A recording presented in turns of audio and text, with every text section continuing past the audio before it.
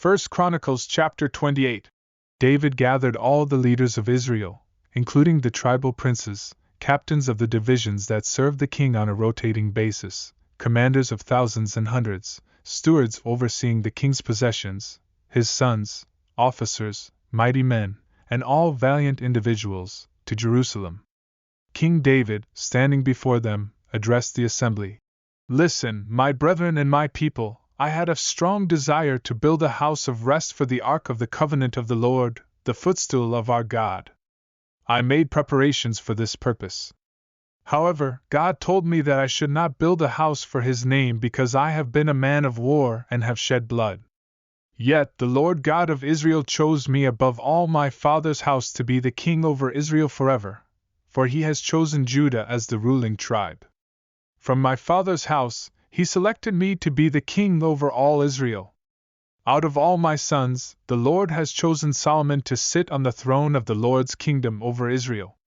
God said to me, 'Solomon, your son, shall build my house and my courts, for I have chosen him to be my son, and I will be his father. I will establish his kingdom forever if he remains faithful to my commandments and judgments, as he does today.' Therefore, in the presence of all Israel, the assembly of the Lord, and with God as our witness, I charge you to keep and seek all the commandments of the Lord your God, so that you may possess this good land and leave it as an inheritance for your children forever. Solomon, my son, know the God of your father and serve him with a wholehearted and willing spirit, for the Lord examines every heart and understands all the intentions and thoughts. If you seek him, he will be found by you, but if you forsake him, he will reject you forever. Pay attention now, for the Lord has chosen you to build a house for his sanctuary. Be strong and carry out this task."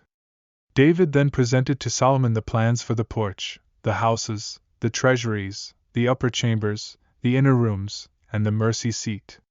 He also provided plans for the courts of the house of the Lord, the surrounding chambers, and the treasuries for dedicated things.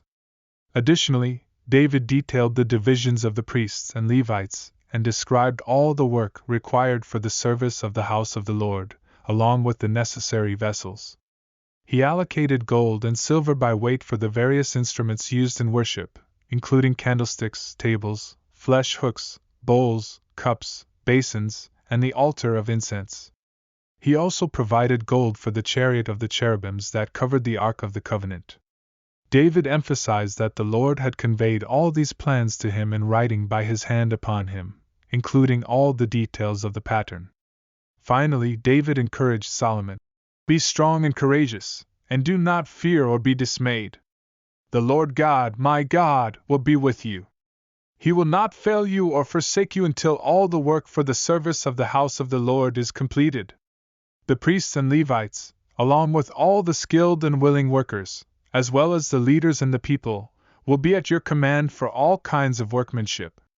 David concluded his charge to Solomon with the assurance that they were wholly at his disposal for the service of the house of God.